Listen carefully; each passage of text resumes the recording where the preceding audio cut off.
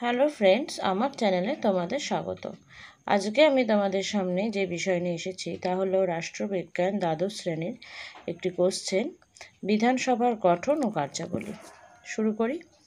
রাজ্যের বিধানসভাগুলি হলো প্রতি রাজ্যে জনসাধারণের প্রতিনিধিমূলক আইনসভা। প্রাপ্তবয়স্কের সর্বজনীন ভোটাধিকারের ভিত্তিতে এই সভা গঠিত হয়।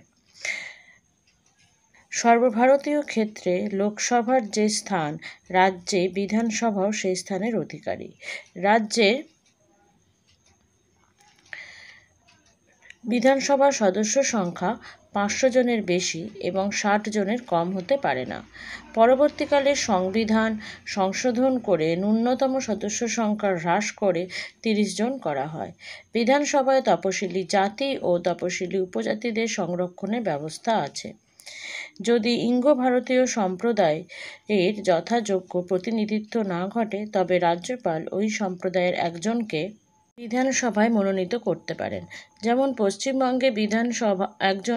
পশ্চিমবঙ্গে একজনকে বিধানসভায় মনোনীত করা হয়েছে। কার্যাবলী: বিধানসভার একটি গণতান্ত্রিক আইনসভা। আধুনিক গণতান্ত্রিক আইনসভার সব ক্ষমতায় বিধানসভার আছে। বিধানসভার কার্যাবলী হল: 1. আইন প্রণয়ন করা। রাজ্য তালিকার বিষয় সম্পর্কে বিধানসভার আইন প্রণয়নের অনন্য ক্ষমতা ভোগ করে।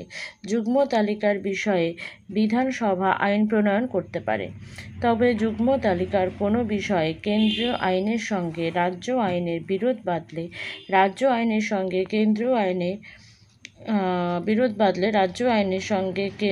আইনের এই লাইনটা একটু ডবল হয়ে গেছে, অসঙ্গতিমূলক অংশটুকু বাতিল হয়ে যায়। তবে বিধানসভার আইন প্রণয়ন ক্ষমতা নানাভাবে সীমাবদ্ধ। যথা: রাজ্যসভা যদি প্রস্তাব পাশ করে যে জাতির দিক থেকে গুরুত্বপূর্ণ বলে রাজ্য তালিকার কোনো বিষয়ের ওপর কেন্দ্রের আইন প্রণয়ন করা উচিত, তাহলে পার্লামেন্ট সেই বিষয়ে আইন প্রণয়ন করতে পারেন। 2. রাজ্যে রাষ্ট্রপতি শাসন চলাকালীন রাষ্ট্রপতি বিধানসভার আইন প্রণয়ন ক্ষমতা সংসদের হাতে তুলে দিতে পারেন। 3. জাতীয় জরুরি অবস্থা চলাকালীন রাজ্য তালিকার সব বিষয়ের ওপর সংসদের আইনগত ক্ষমতা বিস্তৃত হয়। 4. 2 বা ততোধিক রাজ্য আইনসভা সংসদের কাছে রাজ্য তালিকার কোনো বিষয়ে আইন প্রণয়নের অনুরোধ জানালে সংসদ সেই বিষয়ের আইন প্রণয়ন করতে পারে। 5. কোনো বিষয়ে, যেমন আন্তঃরাজ্য ব্যবসা বাণিজ্য নিয়ন্ত্রণকারী কোনো প্রস্তাবের ক্ষেত্রে রাষ্ট্রপতির পূর্বানুমতি নিতে হয়। রাজ্যের আয় ব্যয় মঞ্জুর করা, নতুন কর আরোপ, প্রচলিত করের হার পরিবর্তন করা বিধানসভার অন্যতম কাজ। অর্থ বিল বিধানসভায় উত্থাপিত হয়। বিধান পরিষদের অর্থ সংক্রান্ত ক্ষেত্রে ক্ষমতা নেই, শুধু সুপারিশ করতে পারে এবং 14 দিন বিলম্ব করতে পারে। রাজ্যপাল অর্থ বিলে অসম্মতি জ্ঞাপন করতে পারেন না। বিধানসভার প্রধান দায়িত্ব হল মন্ত্রিসভাকে নিয়ন্ত্রণ করা। মন্ত্রিসভার প্রধান কক্ষ হল বিধানসভা। বিধানসভার সদস্যগণ প্রশ্ন ও অতিরিক্ত প্রশ্ন উত্থাপন করে মন্ত্রীদের কাজের সমালোচনা করে। বিভিন্ন আলোচনায় অংশগ্রহণ করে মন্ত্রীদের নিয়ন্ত্রণ করেন। এমনকি অনাস্থা প্রস্তাব পাশ করে বিধানসভা মন্ত্রিসভারও পতনও ঘটে। সুতরাং বলা যায়, রাজ্যে বিধানসভা সর্বোচ্চ নীতি নির্ধারণকারী সংস্থা। মন্ত্রিসভাকে বিধানসভার কাছে দায়বদ্ধ থাকতে হয়। তত্ত্বের দিক থেকে বিধানসভা প্রকৃত ক্ষমতার অধিকারী, কিন্তু সংসদীয় ব্যবস্থা আইনসভার ক্ষমতা বিভিন্ন দেশেই হ্রাস পেয়েছে।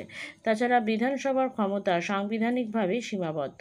বিধানসভা তাই দলীয় ব্যবস্থার সুবাদে মন্ত্রিসভার দ্বারা, কেন্দ্রীয় সংসদ দ্বারা এবং রাজ্যপাল ও রাষ্ট্রপতির ভেটো ক্ষমতা দ্বারা নিয়ন্ত্রিত হয়।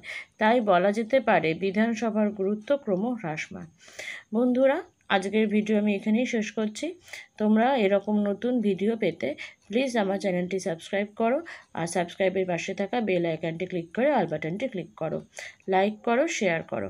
Thank you.